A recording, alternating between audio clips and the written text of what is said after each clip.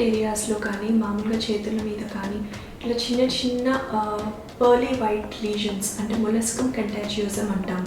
So అవన్నీ ఎక్కువగా పెద్దవాళ్ళలో private ఏరియాస్లో వస్తూ ఉంటాయి.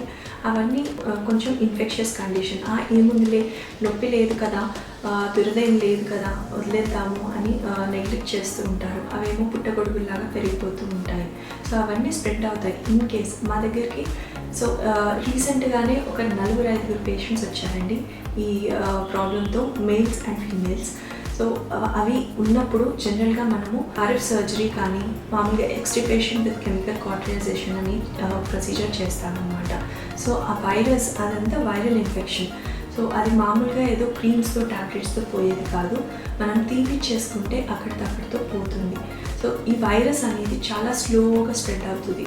సో మనం ఎంత ఎర్లీగా మనం ఒక చిన్న పొడి పైన కానీ చూసినప్పుడు ఎంత ఎర్లీగా ఇంటర్వెన్షన్ చేయించుకుంటే అంత మంచిది. Thank you.